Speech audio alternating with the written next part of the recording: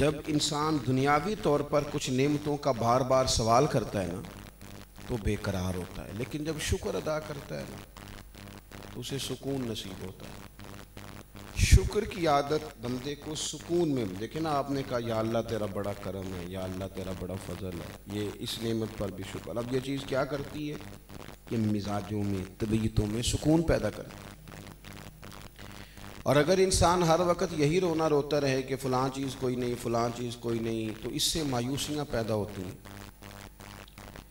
اس کا نقصان یہ ہوتا ہے کہ انسان بے قرار، بے سکون، الجھے خیالات، بکھری خواہشات، ٹوٹے جذبات اور احساس کمتری، احساس کمزوری، ان ساری آزمائشوں کا شکار ہو جاتا ہے۔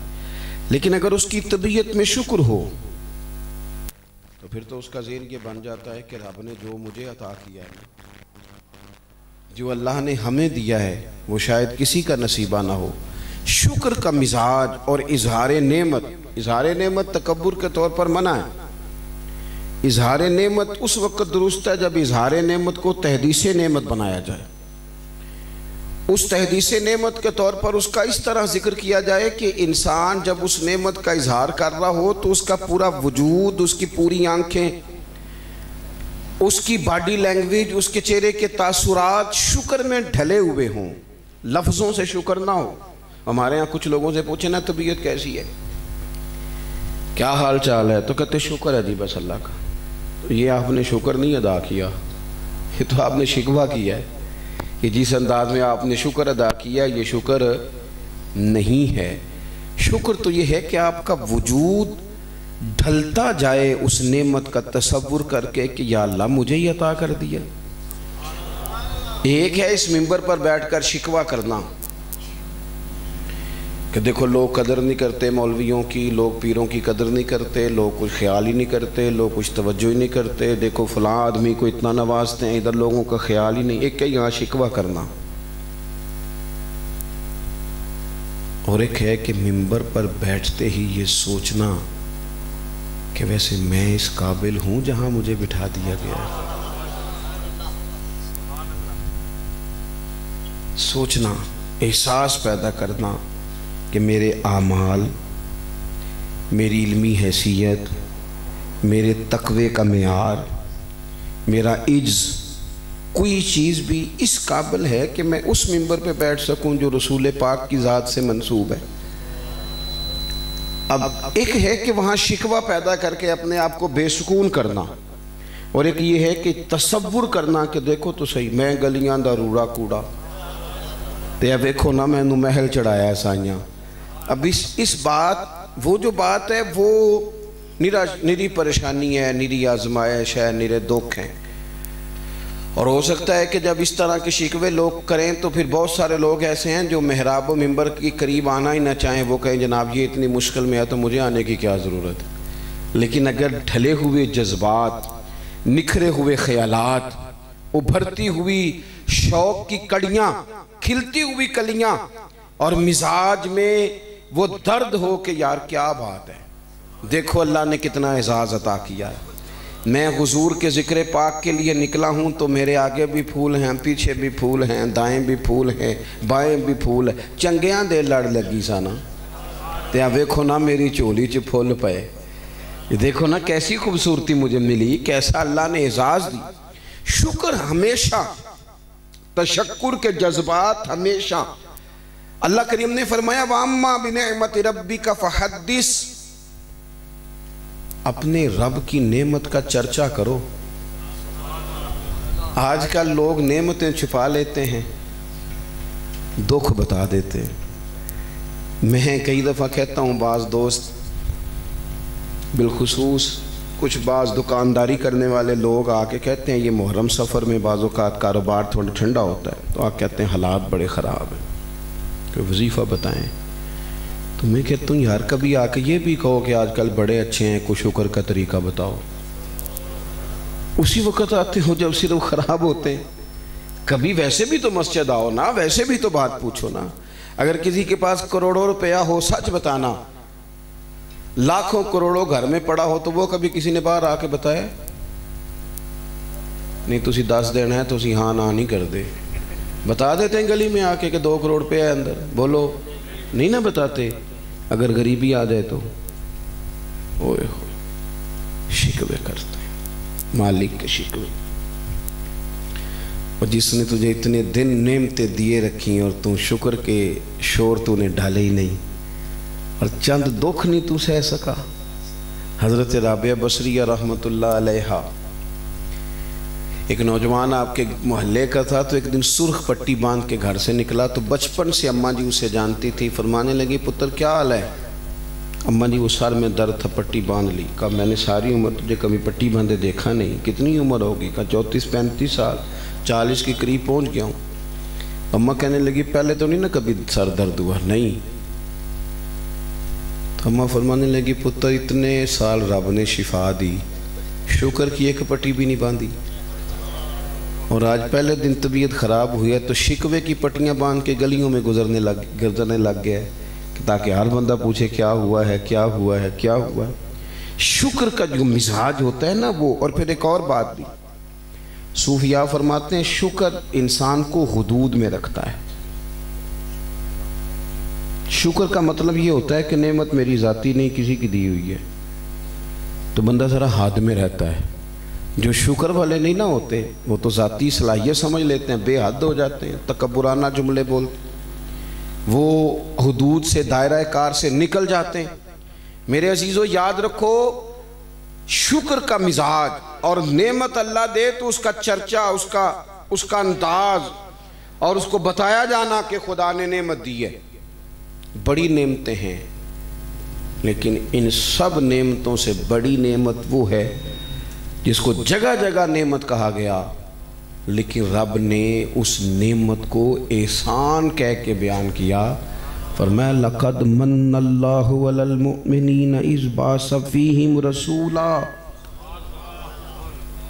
مومنوں تحقیق رب نے تم پر احسان کیا ہے کہ تم میں سے تمہیں اپنا رسول عطا فرمایا ہے. وہ 2 عالم کی رحمت تھے, وہ 2 عالم کی رحمت ہیں, جہاں چاہتے وہیں رہتے. یہ تو ان کی مہربانی ہے کہ یہ عالم پسند آیا. عطا بن کر, سخا بن کر, کرم بن کر, وفا بن کر, خدا کا نور اترا لامکاں سے مصطفیٰ بن کر. نبی پاک صلی اللہ تعالیٰ علیہ وآلہ وسلم اللہ کی سب سے بڑی نعمت, ہمارے لیے رب کا سب سے بڑا احسان. ایک ہے محفل میلاد کرنا اور کسی کا دعوت دینا اور اس میں آ جانا, اور خدا نخواستہ تکلفاً بھی بیٹھنا, مروتاً بھی بیٹھنا کہ چلو کسی نے کہا ہے, چلو کسی نے بتایا ہے, چلو گلی میں محفل ہے. ایک یہ کہ حضور کی آمد پر جذبات ہوں, تشکر کے جذبات ہوں, مزاج ہو, ذوق ہو. بدر کی بات ہو رہی تھی, نبی پاک صلی اللہ تعالیٰ علیہ وسلم نے صحابہ سے پوچھا کہ بھئی کافر آ گئے ہیں, اب ان سے لڑنا ہے. ہماری تیاری تو کوئی نہیں تھی, ہم تو بدر میں آئے تھے ایک قافلے کو روکنے کے لیے. اب قافلہ تو نکل گیا, 1000 کا لشکر آ گیا ہے, اب بتاؤ کرنا کیا ہے. حضرت مقداد اٹھے, عرض کرنے لگے یا رسول اللہ صلی اللہ تعالیٰ علیہ وسلم, ہم کو حضرت موسیٰ کی قوم تو نہیں جو کہیں گے آپ لڑیں اور آپ کا رب لڑے. حضور آپ حکم کریں. اور حضور جس دن سے کلمہ پڑا تھا نا, اس دن سے شوق تھا کہ کوئی موقع ملے تو اس نعمت کا شکر ادا کریں. اللہ کرے آپ کو سمجھ آئے. اتنی بڑی بات کر دی, آج تو جان دینے کا موقع آیا. اٹھے مقداد اور عرض کیے ہادی دوراں, ہمیں بخشی ہے جب سے آپ نے یہ دولت ایمان. تمنا ہے کہ اس نعمت کا بدل کچھ تو ادا کر دیں. تمنا ہے کہ اس نعمت کا بدل کچھ تو ادا کر دیں. نہیں کچھ اور کر سکتے تو جانیں ہی فدا کر دیں. حضور کوئی شے نہیں دے سکتے, چلو جان ہی دے دیتے ہیں. تمنا ہے کہ اس نعمت کا بدل کچھ تو ادا کر دیں. نہیں کچھ اور کر سکتے تو جانیں ہی. ہمارے ہاں جو میلاد شریف کے مجالس محافل ہوتی ہیں بڑی اچھی ہیں. بس ایک بات کا خیال رکھنا ہے آپ نے، میں نے کسی بات کو کھولنا نہیں، اور اللہ تعالیٰ مجھے معاف کرے، میں خود سب سے گناہگار آدمی سچ مجھ کہہ رہا ہوں، بطور عاجزی نہیں، پتہ سارا سردار دیوں کیتیاں دا میں نانم کے من دانم، میں جو ہوں میں بڑی اچھی طرح جانتا ہوں۔ دوستو ایک صرف خیال رکھنا کہ دیہڑی دار میں اور خدمت گزار میں فرق ہوتا ہے۔ دیہڑی دار نے دیہڑی لگانی ہے اور نکل جانا ہے، 4 بجے نکل جانا ہے، اور خدمت گزار نے اس نے جانا ملاح شریف کی مجالس ضرور کرو، لیکن یہ دیہڑیوں کا سیزن نہیں کہ دیہڑیاں لگیں اور بندے آئیں اور بندے جائیں۔ کوئی دیہڑی ہے، اللہ معاف فرمائے، آپ ضرور نظر نیاز دیں، ضرور خدمت کریں، کسی چیز سے منع نہیں، لیکن اس کو کوئی بندہ بھی وہ سیزن نہ بنائے جس سے کمائی کی جاتی ہے۔ یہ تو مقام تشکر ہے، شکر کا مقام ہے، اور وہ ڈھلا ہوا ہو، یعنی رسمی قسم کی نعتیں، رسمی قسم کی تقریریں، رسمی قسم کی باتیں نہ ہو۔ میں 2-3 دن سے دوستوں سے کہہ رہا ہوں کہ ہمارے یہاں ہر شے رٹی رٹائی ہے، ہر شے رٹی رٹائی، یعنی کوئی بھی بالکل میری طرح کا کوئی بے سرا بندہ بھی نعت پڑھ کے نیچے بیٹھتا ہے تو کہتے ہیں بڑے خوبصورت انداز میں سریلی آواز میں نعت پڑھ رہے تھے۔ تو یار یہ نہیں تھا سریلا، تو ویسے جزاک اللہ کہہ دے۔ پھر رات کو 1:30 بجے بھی مائک مل رہا ہے نا خطیب صاحب کو، تو نقیب محفل کہہ رہا ہے اب میں بلا تاخیر، کیوں نے ادو ود کھڑی تاخیر ہونی، 1:30 تے بج گیا رات دا، لیکن اس نے رٹا لگایا نا، اس نے کہنا ہی بلا تاخیر ہے، جو مرضی ہو جائے۔ یعنی کئی دفعہ بندے کا دل کرتا ہے کہ یار اس سے بندہ، ایک دن مجھے ایک محفل میں ایک بندے نے کہہ دیا حکیم الامت، میں انہوں نے پوچھا میں کہہ دمانا ہوں ہی، کہنے نہیں میں کدھروں پڑھے آسی، میں کہا توبہ کر اگوں یہ نہ ہوئے کہ تو کچھ اور بھی پڑھ لے جڑا کہنا چاہیے ہی نہیں۔ خدا کا خوف کرو، روٹین میں رہو، جو 2-4 باتیں ہیں اس سے آپ اس میں رہو۔ ہماری اماں نے جو ہمارا نام رکھا ہے بڑا سوچ سمجھ کے رکھا ہے، ہم نے اپنے بزرگوں کی نسبتیں سے جو اضافے کیے ہیں وہ ذریعہ بخشش جان کے کیے ہیں، تو اس سے زیادہ کی کوئی حاجت ہی نہیں ہے۔ کیا یہ بات کم ہے؟ وہ کسی نے کہا تھا کہ ان کا دیوانہ ہوں، ان کا مجذوب ہوں، کیا یہ کم ہے کہ میں ان سے منسوب ہوں؟ اس سے زیادہ بھی کسی تعارف کی ضرورت ہے؟ ان کا دیوانہ ہوں، ان کا مجذوب ہوں، کیا یہ کم ہے کہ میں ان سے منسوب ہوں؟ سرحد حشر تک میں جاؤں گا بے دھڑک، مجھ کو اتنا تو زیادہ سفر مل گیا، اور مفلس زندگی اب نہ سمجھے کوئی، مجھ کو عشق نبی اس قدر مل گیا۔ اس لیے کمزوری، یعنی حضور کا ذکر پاک کریں تو وہ کوئی ضروری نہیں ہے کہ جناب آپ وہ ایک آپ نے بنی بنائی اور سجی سجائی اور آپ نے ایک تکلف سے، آپ کا ذوق ہو، آپ کی کیفیت ہو، آپ کا درد ہو، آپ سادے لفظوں میں بات کریں، لیکن اس کی نا کیفیت طاری ہو۔ حضرت ابو سفیان رضی اللہ تعالیٰ عنہ خود بیان کرتے ہیں، کہتے ہیں میں نے کلمہ نہیں پڑھا تھا جب حضرت خبیب رضی اللہ تعالیٰ عنہ کو مکے میں پھانسی دی جانے لگی تھی۔ کچھ چیزیں ایسی ہوتی ہیں جو اپنے پس منظر کے لحاظ سے بڑا انوکھا معنی پیش کرتی ہیں، ان کا پس منظر اور پیش منظر بڑا انوکھا ہوتا ہے۔ حضرت خبیب اکیلے ہیں مکہ میں، تمام صحابہ حضور کے ساتھ مدینہ طیبہ میں موجود ہیں۔ یہاں آپ سارے نعرے لگانے والے ہیں، ایک تقریر میں آپ کے بیچ کر رہا ہوں، آپ نے میں آیا ہوں تو پھول پھینکے ہیں، چائے پلائی ہے، محبت کی ہے، اور ایک تقریر حبشہ میں حضرت جعفر طیار نے بھی کی تھی۔ باتوں باتوں میں فرق ہوتا ہے نا جی، یہ تو رنگ اور ہیں، اللہ تعالیٰ نے آسانی کر دی، اسلام میں وسعت آ گئی۔ حضرت خبیب اکیلے، پھر غور کر لو، میں تقریر نہیں کر رہا، میں آپ کو کہیں لانا چاہ رہا ہوں، جذبات کا اکیلا بندہ، اکیلا۔ یہاں تو بھائی بڑے بڑے عاشقان رسول یورپ کے ایئرپورٹ پہ اترتے ہیں تو پہچانے ہی نہیں جاتے۔ آپ تو بہت بڑے عاشق رسول تھے، وہاں محفل میں دیکھا تھا آپ کو، یہ یہاں کیا ہو گیا؟ 1 منٹ میں لوگ دیس کے ساتھ بھیس بدل جاتے ہیں۔ اکیلا بندہ، آگے پیچھے دائیں بائیں ادھر ادھر سارے کفار قربان جائیں۔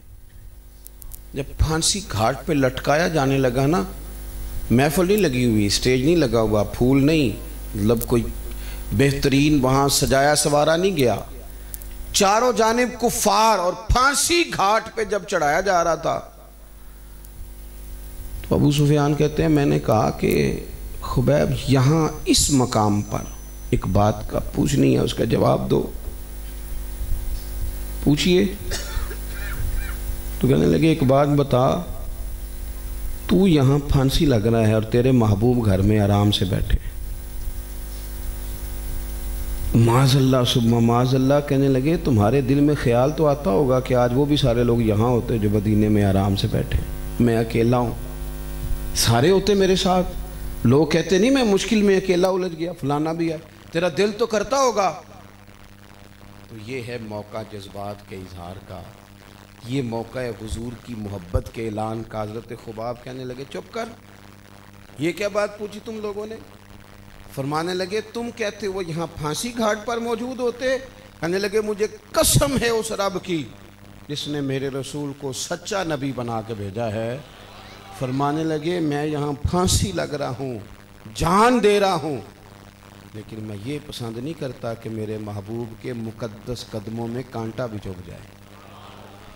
اب آپ بات سمجھے، ایک یہ ہے کہ میں نے تقریر کی، آپ نے نعرہ لگایا، میں نے بات کی، آپ نے سبحان اللہ کہا، نعت خان نے کوئی جملہ کہا، آپ نے واہ واہ کی، ایک تو یہ ہے، اور ایک یہ کہ حضرت خبیب نے وہاں بات کی پھانسی گھاٹ پہ، اپنا کوئی نہیں واہ واہ کرنے والا، لیکن سوال پوچھنے والا ہی بول پڑے، یعنی واہ واہ انہوں نے ہی کر دی جنہوں نے سوال پوچھا تھا۔ کہنے لگے لو بھی دشمنی اپنی جگہ پہ، اختلاف اپنی جگہ پہ، مخالفت اپنی جگہ پر دنیا بڑی دیکھی ہے، پر جتنا اصحاب محمد سے پیار کرتے ہیں نا صلی اللہ تعالی علیہ وسلم، یہ والا انداز دنیا میں کہیں دیکھا؟ یہ نہیں دیکھا جو اب واہ واہ مجمع کر رہا ہے۔ کہاں؟ جہاں کوئی اپنا واہ واہ کرنے والا موجود، یعنی میلاد شریف ہو تو اظہار جذبات ہو، تشکر ہو، آپ جھنڈیاں بھی لگائیں، لنگر بھی پکائیں، جلوس بھی نکالیں، لیکن 2 نفل بھی پڑھیں اور کہ یا اللہ تیرا شکر ہے دنیا میں حضور کا غلام بنا ہے۔ کچھ تسبیحات بھی شکر کی پڑھیں، الحمدللہ الحمدللہ الحمد، اس کو بھی پڑھیں، یا اللہ تیرا شکر ہے دنیا میں حضور کا غلام بنا ہے، یا اللہ تیرا شکر ہے۔ میرے عزیزو، ہمارا انداز اس طرح کا ہو کہ ہم اس نعمت پر سراپا شکر بنے ہوئے ہوں کہ یا اللہ تیرا شکر ہے تو نے رسول کریم کا غلام بنا ہے۔ دیکھو ہمارے جو معاملات زندگی ہیں جس طرح کے بھی ہیں، دوسروں کا ہمیں صرف شک ہوتا ہے، اپنا پاک ہوتا ہے، اپنی کمزوریوں کا پاک ہوتا ہے کہ میرے اندر کتنی ہیں، لیکن آپ کو پتہ ہے یہ اس ایمان کی برکت ہے جو ہمیں رسول پاک پر ایمان حاصل ہے۔ اس ایمان کی برکت ہے کہ جنہوں نے 100 سال عبادت کی ہے نا، وہ پیچھے رہ گئے، اور صرف مدینے والے کا کلمہ پڑھنے کی برکت سے رب نے کہا کنتم خیر امت، تم بہترین لوگ ہو۔ یہ کلمے کی برکت ہے، یہ اعزاز صرف حضور کی نسبت سے، غلامی سے حاصل ہے کہ نیکی کا صرف ارادہ کرتے ہیں، ابھی کی نہیں، صرف ارادہ کرتے ہیں تو رب اجر عطا بھی کر دیتا ہے، اور اگر کر لیں تو 10 گنا دیتا ہے۔ اور حضور نے فرمایا قیامت کے دن میری امت کے کچھ لوگ ایسے ہوں گے، نبی رسول فخر کریں گے، رشک کرے گی دنیا، چہرے نور سے چمک رہے ہوں گے، یا رسول اللہ کون ہے؟ فرمایا جو ہر کام اپنے رب کی رضا کے لیے کرنے والے، مخلص لوگوں کا یہ منظر ہوگا صبح قیامت۔ اور حضور فرماتے ہیں کہ 120 صفیں ہوں گی جنتیوں کی، کتنی بولیے؟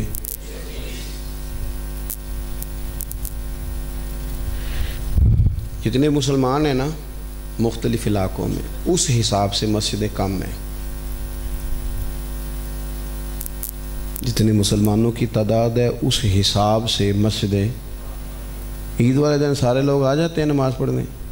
نہیں آتے۔ جس نے 3 بجے تک دکانداری کی ہوتی ہے رات کو، وہ کو نہیں آتا سویرے عید پڑھنے۔ اور کچھ ایسے ہوتے ہیں جن کے باقی سارے کام مکمل ہو جاتے ہیں، بس کاج بٹن رہ جاتے ہیں، وہ بھی نہیں آ پاتے بیچارے۔ وہ گن پوائنٹ پہ تو لوگ ان کے سرانے کھڑے ہوتے ہیں کہ دے میرے سے وعدہ پورا کر۔ بہت سارے لوگ عید والے دن بھی، لیکن مسجدیں تھوڑی پڑ جاتی ہیں کہ نہیں، حالانکہ سارے اس دن بھی جگہ میسر، اس کا مطلب ہے کہ آبادی کے لحاظ سے، مسلمانوں کی آبادیوں کے لحاظ سے مسجدیں کم ہیں۔ اگر مسلمان صحیح معنوں میں توجہ کریں تو یہ پتہ ہے صفیں کتنی بنتی ہیں، یہ پتہ ہے بات کتنی دور جاتی ہے، کیفیت کیا ہوتی ہے۔ حضور نے فرمایا قیامت کے دن جنتیوں کی 120 صفیں ہوں گی۔ یہ میں بڑی بات کرنے لگا ہوں اور بس میں بات ختم بھی کرنے لگا ہوں، قریب آ گیا اپنے مضمون کے، آپ نے توجہ کرنی ہے۔ فرمایا 120 صفیں قیامت میں جنتیوں کی ہوں گی، اور اس میں سے 80 صفیں میری امت کی ہوں گی۔ کوئی نہیں، آپ سمجھے نہیں میری بات کو، میں خالی فضیلت نہیں سنانا چاہ رہا تھا، آپ کو کوئی سمجھانا بھی چاہ رہا تھا۔ ابھی بھی آپ ایسے ایسے کر رہے ہیں ہلکا ہلکا، میری بات پر غور کرو بھلا میں نے کیا کہا ہے۔ بھئی نماز تو پورے طور پہ پڑھتے نہیں، جو پہلا فرض ہے، اور جو اعمال ہیں ان کا بھی ہمیں پتہ ہے، لیکن حضور نے یہ اشارہ دے کے کیا کہا ہے بھلا؟ فرمایا 80 صفیں میری امت کی ہوں گی۔ کیا مطلب؟ کہ غلطیاں ہیں، کمزوریاں ہیں، لیکن پھر بھی میں سفارش کروں گا 80 کے قریب صفیں میری امت کی بنے گی جنت میں جانے والی۔ ان کمزوریوں کے باوجود رب میری سفارش سے، میری نسبت سے ڈھیر سارے لوگوں کو جنت عطا فرمائے گا۔ عزیزو، حضور کی تشریف آوری اتنی بڑی نعمت ہے، اور پھر یہ عالم انسانیت کے لیے حضور نعمت بن کے، عالم انسانیت کے لیے۔ کچھ لوگ ایسے ہیں جو بات مان جاتے ہیں، اور کچھ ایسے ہیں جو کسی سے کوئی چیز لیتے ہیں اور مانتے بھی نہیں، لئی کسی سے ہوتی ہے لیکن ماننے کو تیار ہے۔ بہت سارے لوگ ایسے ہیں جو مانتے نہیں کہ میں نے کسی سے سیکھا ہے، ان کا استاد ہی کوئی نہیں ہوتا، اور کچھ کے استاد ہوتے ہیں پر وہ کہتے ہیں وہ پہلے میرے استاد تھے، اب میں ان سے زیادہ سیانا ہوں، لہٰذا اب معاملہ نہ گڑبڑ ہے، اب میری استادوں سے بھی نہیں بنتی۔ یہ بیماری اللہ ماشاءاللہ بہت ساری جگہوں پہ آ جاتی ہے، ہو جاتا ہے ایسا۔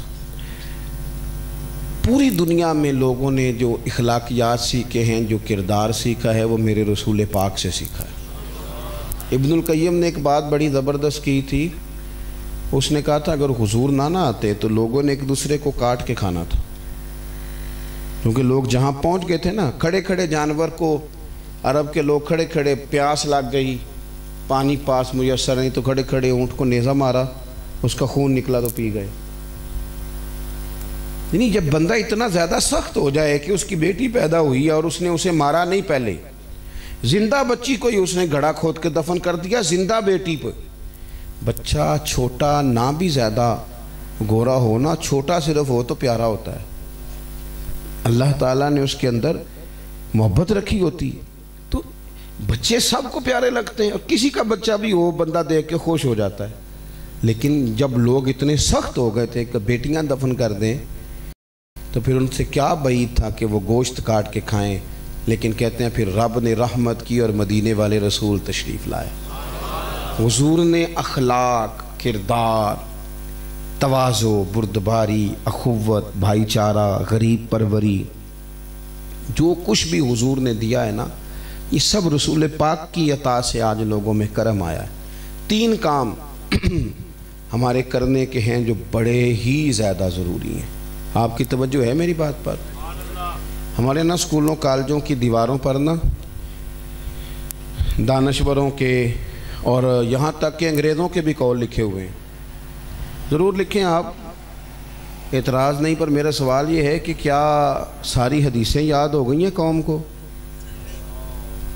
اگر تو بچوں کو وہ یاد کرا لیں آپ نے تو پھر ادھر بھی آ جائیں، اور اگر وہ یاد نہیں ہوئی تو پھر ہمیں کچھ نہ کچھ خیال کرنا چاہیے۔ نبی پاک علیہ السلام کی نا ایک بات دستور حیات ہے، کوئی نہیں سمجھے آپ میری بات؟ ایک ہوتا ہے کسی بندے نے اچھی بات کر دی تو سر دھننے کے لیے اچھی ہے، ایک ہے کہ وہ پورا دستور ہے، زندگی ایک بات پر گزاری جا سکتی۔ دیکھیں نا حضور کا ایک فرمان، فرمایا تم میں سے کوئی اتنی دیر تک مومن نہیں ہو سکتا جو اپنے بھائی کے لیے بھی وہی پسند نہ کرے جو اپنے لیے پسند کرتا۔ اتنی بڑی بات ہی نہیں ملے گی آپ کو۔ مطلب آپ مجھے بتائیں کہ دکاندار اگر اس حدیث پر عمل کرے تو کبھی ملاوٹ والی چیز بیچے گا؟ وہ ہمارے نا ایک دوست ہیں، اللہ تعالیٰ نے توفیق دے دی، کہتے ہیں مجھ سے کبھی غلطیاں ہو جایا کرتی تھیں، پھر میں میڈیکل سٹور چلاتے تھے، تو کہنے لگے کہ ایک دن میرے والد صاحب بیمار تھے تو میں انہیں ڈرپ لگانے لگا، تو ابا جی میرے کہنے لگے پترا مینوں اصلی لائی، وہ نہ لائی جڑی سارے لوگوں کو لا دینا ہے۔ تو کہتے میرے اندر احساس پیدا ہوا کہ یار اگر گھر میں میرا یہ حال ہے تو پھر اللہ نے مجھے توفیق دی اور میں نے لوگوں کے حقوق بھی ادا کیے اور رب سے معافی بھی مانگی۔ ہوتا کیا ہے، اگر اس بات کو لوگ سمجھ لیں، اس بات کو لوگ سمجھ لیں کہ مومن وہ ہے جو اپنے لیے پسند کرے وہی اپنے، کبھی کوئی غلط چیز مارکیٹ میں بکے گی، کبھی کوئی بندہ کسی کو تکلیف دے گا، کیونکہ وہ جو اپنے لیے پسند کرے گا وہی اپنے بھائی۔ ہم یہ کرتے ہیں کہ ہم نہ خود غرض ہو جاتے ہیں، ذاتیات کی جنگ لڑتے ہیں۔ تو ایک تو نبی پاک نے جو ہمیں کہا ہے اس پر ضرور عمل کریں۔ دوسری بات یہ ہے کہ حضور قرآن پاک لے کے آئے ہیں دنیا میں، قرآن پاک سے اپنے آپ کو جوڑیں۔ اعلیٰ حضرت فاضل بریلوی رحمۃ اللہ علیہ نے قرآن پاک کا ترجمہ کیا، کیوں کیا تھا؟ کہ جو لوگ اردو بولنے والے ہیں وہ قرآن پاک سے جڑ جائیں، اس لیے کیا تھا نا۔ اگر یہ صرف علماء نہیں پڑھنا تھا تو پھر اس کو عربی میں رہنے دیتے، جو عربی جانتے تو پڑھ لیتے۔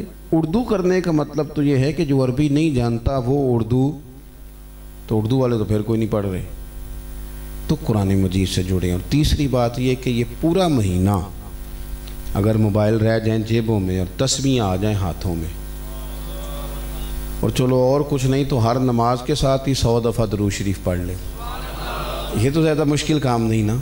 لیکن مصیبت یہ آپ رکھ کے دیکھ لیں، جس طرح موبائل ہاتھ میں ہو تو چلتا نہیں رہتا، تسبیح بھی آئے گی تو انشاءاللہ چلتی رہے گی، کیونکہ جو چیز بھی ہاتھ میں ہوتی ہے وہ چلتی بھی رہتی ہے۔ تسبیحات لیں اور درود پاک کثرت کے ساتھ پڑھیں، آپ کی محفل پاک جاری رہے گی، مجھے یہی بتایا گیا۔ اور محفلیں ویسے بھی حضور کے نام کی ہیں، بندے تو آتے جاتے رہتے ہیں، ہمیں نظریاتی ہونا چاہیے۔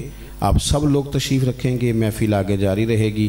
اللہ تعالیٰ اہتمام کرنے والوں کی کوشش کو قبول فرمائے۔ آخر دعوانا الحمد۔